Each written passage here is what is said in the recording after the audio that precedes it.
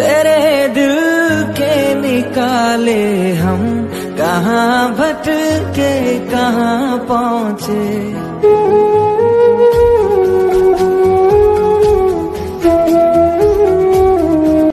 एक तारीख थी। पति अपनी सैलरी लेकर शाम को थका हुआ घर आया। पत्नी इसी इंतजार में थी कि कब पति आएगा। पत्नी ने उसके आते ही उसे गर्मा गर्म चाय पिलाई और पूछा कि सैलरी आ गई होगी आपकी आज तो।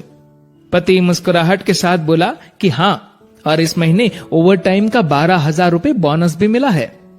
पत्नी की खुशी का ठिकाना नहीं रहा। पत्नी मीठी आवाज में बोली, क्या हम इस रविवार को शॉपिंग कराए? तो पति बोला कि ठीक है, लेकिन सिर्फ एक शर्त पर, कि यदि तुम हफ्ते में कम से कम एक बार मेरी माँ से फोन पर बात कर उनका हाल पूछोगी तो। पत्नी ने दबी आवाज में हाँ कर दी। पति सिर्फ ये चाहता था कि उसकी माँ और उसकी पत्नी के बीच जो भी अनबन है वह दूर हो जाए। ठीक 2 मिनट बाद पति के मोबाइल पर माँ का फोन आया। उधर से माँ बोली, कैसे हो बेटा? बेटा बोला, माँ मैं ठीक हूँ।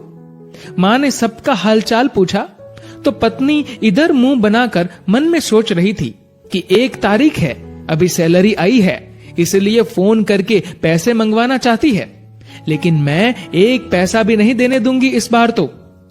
उधर माँ बोली, बेटा थोड़ी मदद चाहिए।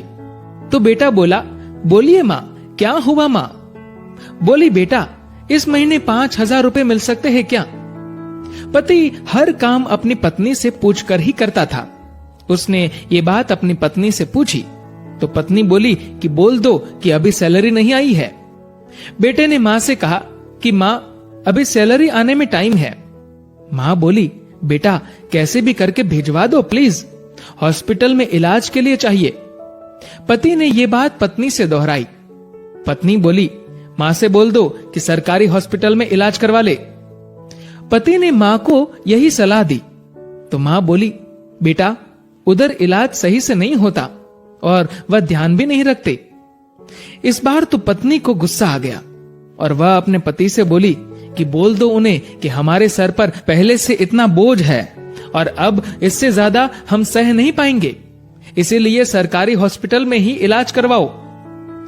पत्नी के शब्द बिगड़ गए ये बोलते हुए कि वैसे भी 4-5 दिन की मेहमान है। पति इस बार बोला कि ऐसे तो मत बोलो माँ के बारे में। इस बार पति को थोड़ा गुस्सा आ गया, लेकिन मन को शांत करते हुए माँ से बोला, माँ इस महीने नहीं हो पाएगा, इसलिए सरकारी हॉस्पिटल में ही करवा लीजिए आप इलाज। माँ उधर से भीख मांगने लगी कि बेटा प्लीज 2,000 रुपए तो दे दो। तो पति आंखों में आंसू के साथ पत्नी से बोला कि कम से कम 2,000 रुपए तो देने दो।